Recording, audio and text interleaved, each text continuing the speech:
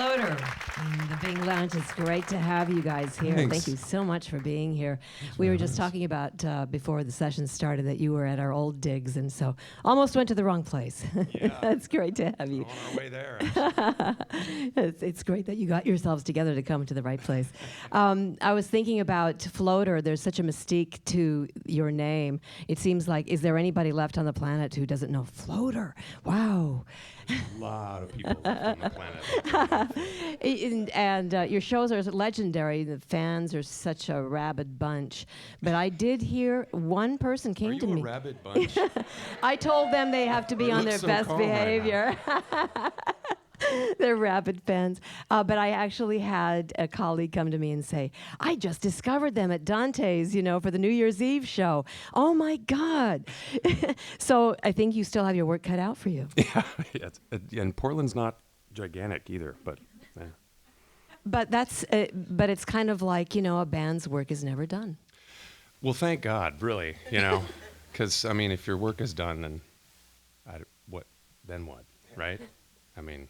It's kind of like the joy is the work, so I'm really glad it's never done. And when you first got going, it seems to me you were kind of in that sort of grunge thing that was going on in the early 90s. So what's the inspiration right now for you guys? What's keeping it going? The passion?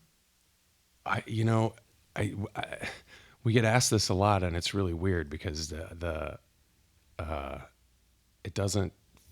I think externally things change, but internally, it's like if you love it, you love it, and you love it in whatever year, whatever people are wearing, whatever that. I think everything's the same. The just life, falling in love, falling out of love, people hurting you, it never stops. So, at risk of sounding redundant, really the same things are inspiring all of us now as were when we met. So, I same old. wanted to give Robert Winnie a shout out because he does have a solo album. Thank you. Just a little shout out. Thanks for the shout. Yeah, and so when you see the shows, there are some acoustic shows and some electric now. The Crystal is an electric show, but you're also doing your own thing off this album. But you guys as Floater do have a new album called Wake that came out this past year. Tell me a little bit about that and how that was to make it and what's in there. Well,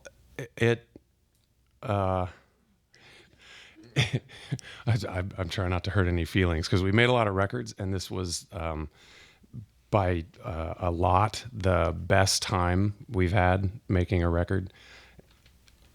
No offense to any of the people that we worked with on previous records because they were great, but this was the first time that we had the resources and ability to just totally do it completely on our own. So we've made records where we didn't have a record label, but we still booked a studio, and this time we actually had Pro Tools and engineers that would just kind of live with us, and we got to spend all the time we wanted.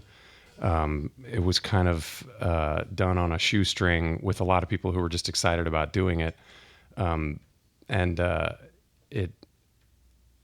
I think it comes across. I've had a number of people who have commented at shows that it's like it feels like what should be a band's first album because it kind of has that, a little bit of a garage That sort of freshness vibe. and originality. Yeah, well, it was made in a garage, so there you go. True to its word. So Floater, your own record, Wake. Yeah. And I think we have to hear some more music. Floater in the Bing.